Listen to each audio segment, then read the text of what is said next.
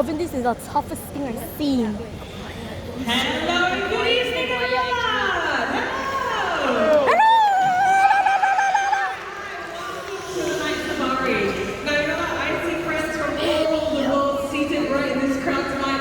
So I'm going to try something. I'm going to try and greet some of you guys in maybe your native tongues. Please bear with me. I'm not very good, all right? Okay, so let's start off with our Japanese guests. Do you have any Japanese guests here tonight? When you hear that? Kumbawa. Kumbawa, kumbawa. What else? Do we have any Korean speaking guests here tonight? Korean speaking guests? Korean speaking guests? 안녕하세요. 안녕하세요. Let's see what else. Do we have any Mandarin speaking guests? Mandarin speaking guests from China, Singapore. Hi, Wan Chanao. Wan Chanao. What else? In the crowd. What do you think I should say next? What language?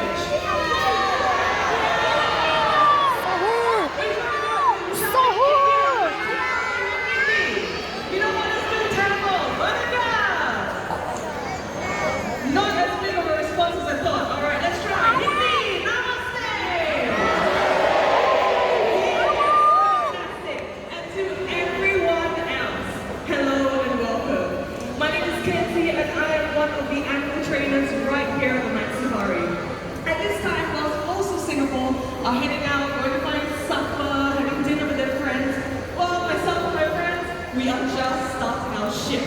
And tonight we want to introduce you to some of the amazing animals that we work with. But before that happens, I have two very simple requests that I want to share with everyone. And then we're going to continue and we're going to have a fantastic time, alright? Yeah? Okay, let's get started then. Request number one. This amphi, as you can see, we have 4 staircases. Staircases 1, 2, 3, and 4. Please do not walk up and down these staircases once we begin. Do not sit on them. Do not stand on them. You can only sit in the benches that we have right here. All of you are doing fantastic. Remain seated where you are right now. Next up, the animals that come out tonight, as I'm sure you're aware, they are nocturnal animals. So any sudden flashes or bright lights from the cameras may scare them, may startle them, and may distract them. We cannot have that happen. So right now, what I need from all of you, please check your phones, check your cameras, whatever you brought with you tonight, and make sure that the flash function is switched off. Can you do that? Yes! Thank you so much, wonderful people. Now, with all of that said and out of the way, I have one final question. Are you ready to meet some lovable animals? Yes!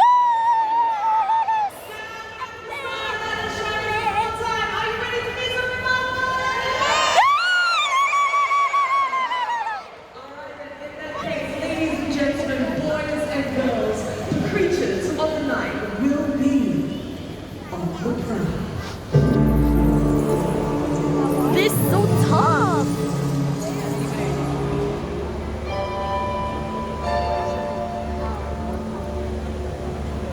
Oh, sorry. Sorry, I forgot. Wait, this is a flash. I just discovered this is a flash. I'm never passing that again.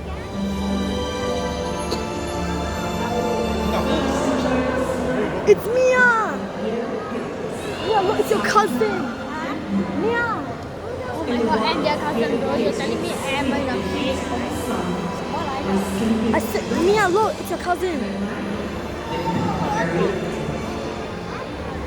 These animals are foraging food which has been dropped by animals living in the trees.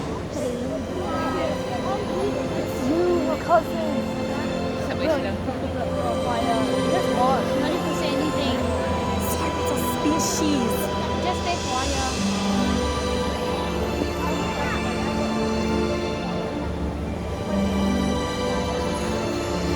Oh, shit.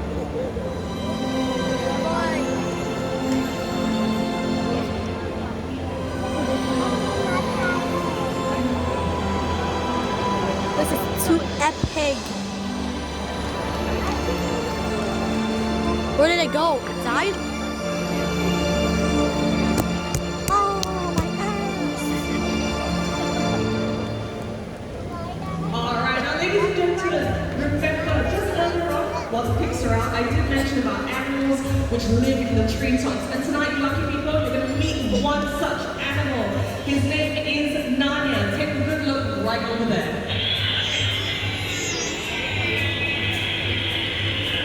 He is a Binturong, and that is exactly what Binturongs like Narnia sound like. Here he comes, that handsome fellow over there. Now he is jet black in color, so with the eyes wide open. I see him. There he is. Take a look at that tail. That tail is incredibly long. It's able to withstand the entire body weight, which I'm going to go in just a bit.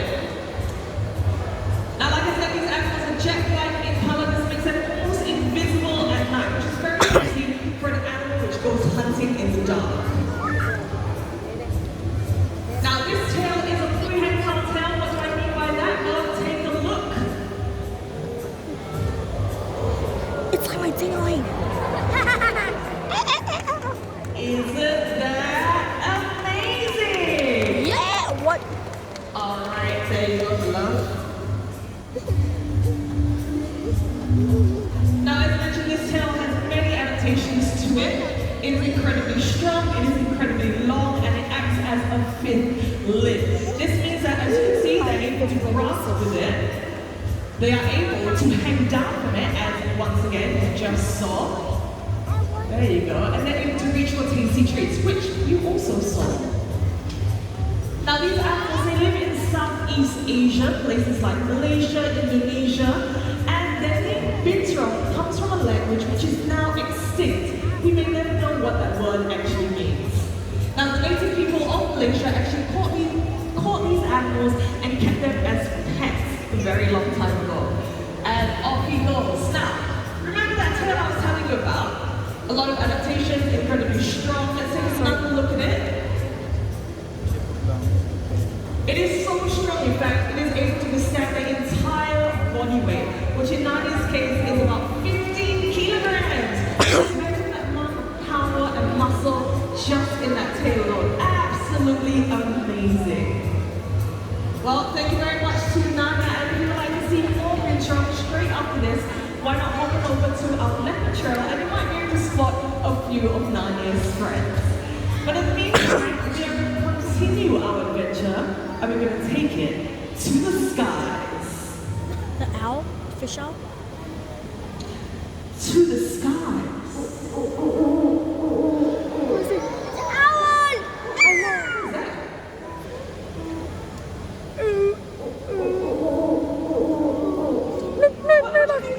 Factor foreshadowing Narnia. Oh, you know, I think you're right, but where is it coming from?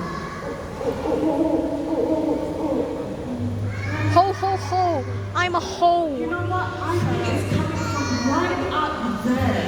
It has come down with our trainer, Nick. We have the beautiful Midnight, the Malay fish owl. We saw it.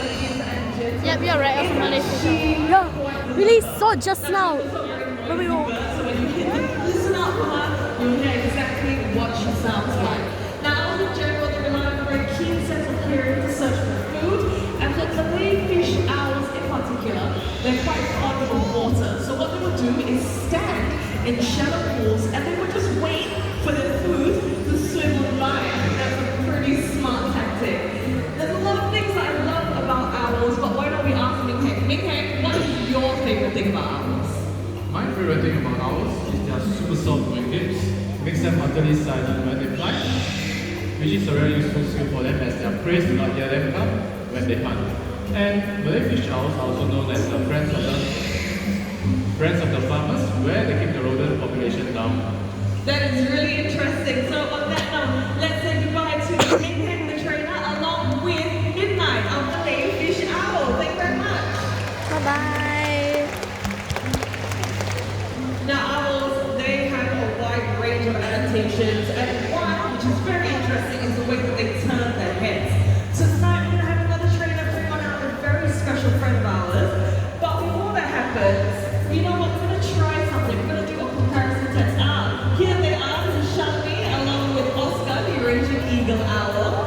Absolutely amazing bird. They're one of the largest species of owls in the world, and as the name suggests, they can be found in Europe as well as some parts of Asia. Now, as mentioned, we're going to try something, alright? We're going to do a comparison test. We're going to see how good as humans, our head turning is as compared to this, alright? But let's just try this for fun. So we're gonna play this sound. Listen up. Quite catchy, right? Now when you hear it, I want you to turn only your head into the location of where that sound is coming from, alright? So for example, if it comes from the top, you look up. If it comes from over here, you look to the right, to the left, so on and so forth. But here is the little thing that you have to remember. Only turn your head. Do not turn your shoulders, do not turn your torso, do not turn your entire body, alright? Just your head. Alright, you ready for the sound? Alright, let's go. Over there, right? Let's try this one more time. Over there. Now, I think not quite as impressive as it could be, but I think Oscar could show us what it means to be able to turn your head to a really, really impressive degree. Alright, take it away, Oscar.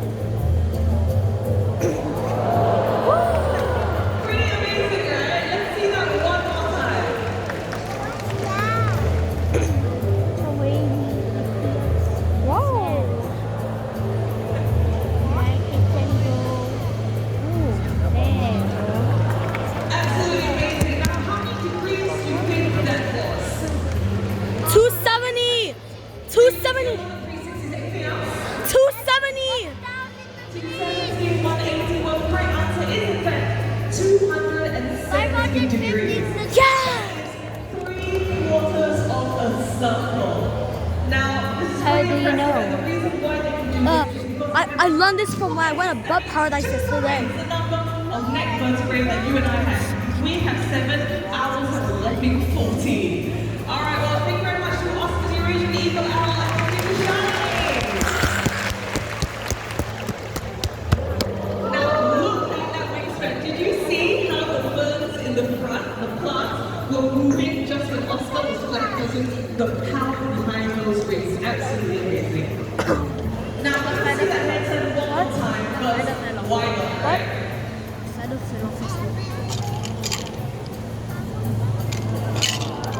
So amazing. Alright, now, we're going to continue and we're going to head on over to one of the most beautiful places on earth, in my opinion, and that would be Africa! Now, in the savannah of Africa, there is a beautiful animal called the serval. And tonight,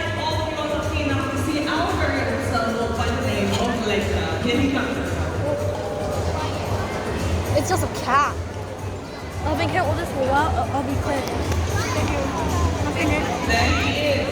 Now these cats have long slender paws, able to dig into burrows, hook in their prey, and pull it out sweet. Not only that, they also have really powerful hind legs, and it's able to leap up into the air, catch a low flying bird, just like.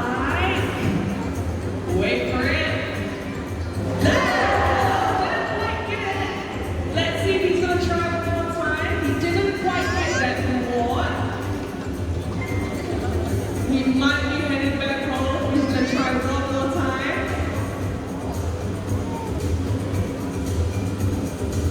Very good. And they're really quick. These animals, everything about them is extraordinary. And that's what everything about them is extraordinary. Such as they're really large ears, they're really long legs, and they're really long neck. Put all these together and they become formidable hunters. Now, you know what? Since we are already in Africa, we're going to head over to see another African friend of mine. Now, he's really cute. He's really cute. No. He's really cute. What's going on? His name is Foxtrot. So cute. There's always something going on. I'm so sorry. Give us a minute. Alright, let me check.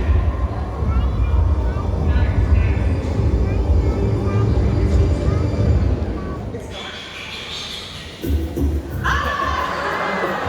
Everyone, let's give it up for Foxtrot, the fennec. Not very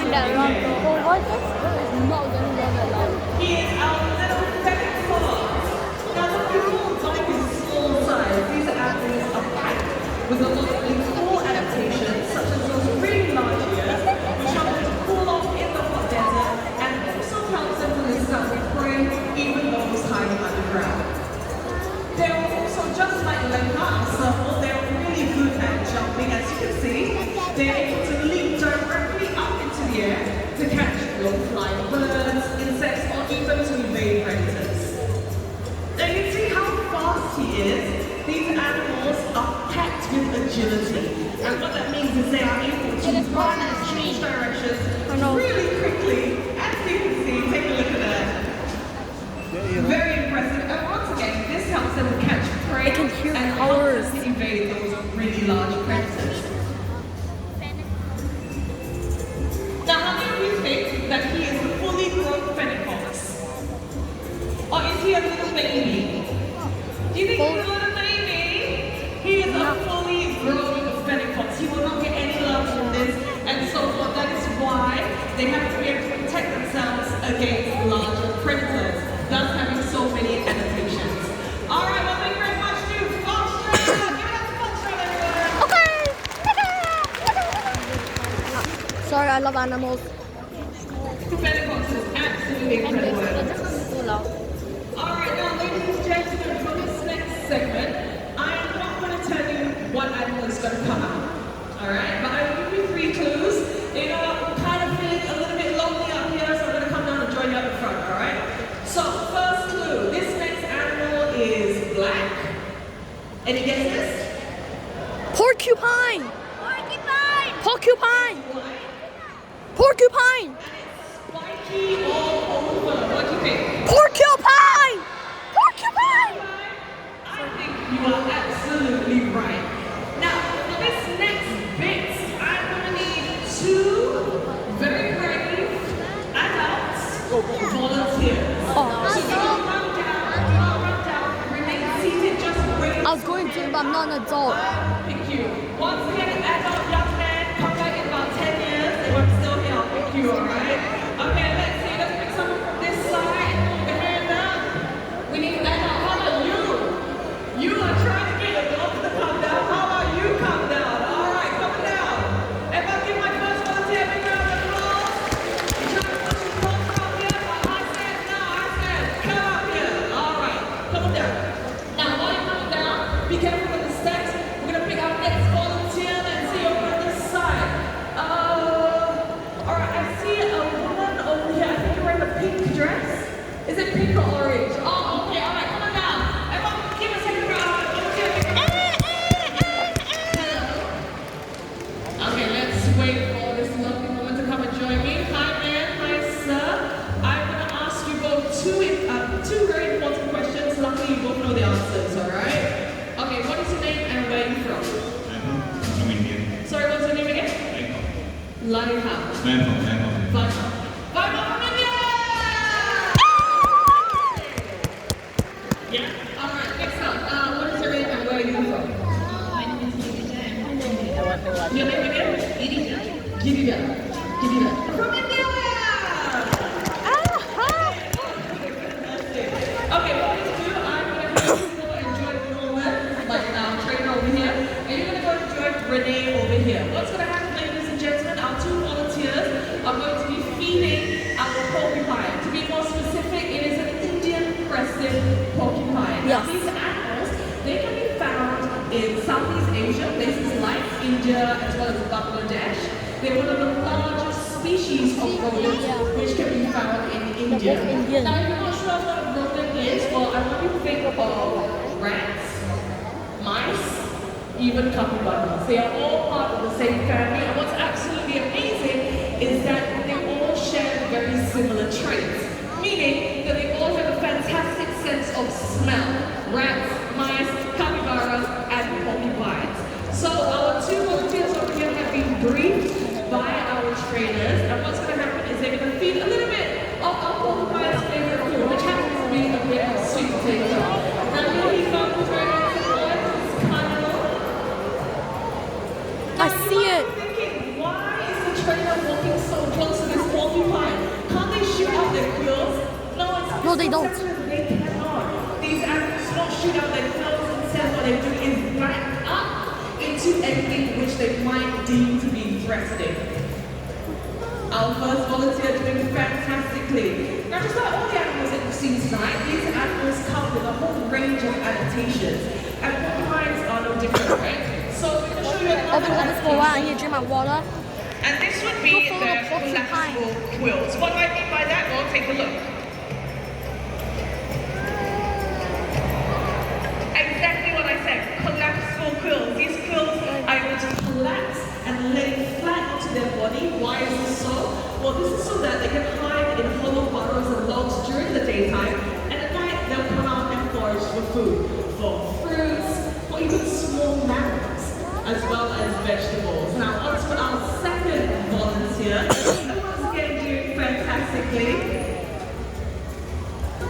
Now, these quills, they are made out of the same materials that our fingernails. Let me see your fingernails, everyone. Slacking. Your fingernails, and another hand flip for me. Your hair and your fingernails are made out of. That is keratin. And off he goes. Now, volunteers, come join me in the clap. Thank you very much. And everyone, let's give a big round of applause for Kwanu. And a round of applause to volunteers. Thank you very much. Enjoy the rest of our show. All right, now, ladies and gentlemen, as you walk through the night safari, you will come across many animals, some of which you may hear before you see. Listen, So, can we have these children seated, please?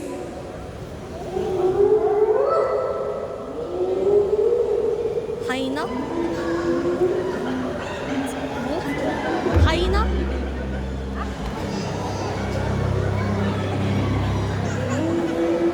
Owl. Those were the calls of the spotted hyena, Hyena. used to communicate with other members of the clan. The clan. The KKK. The Ku Klux Klan. So,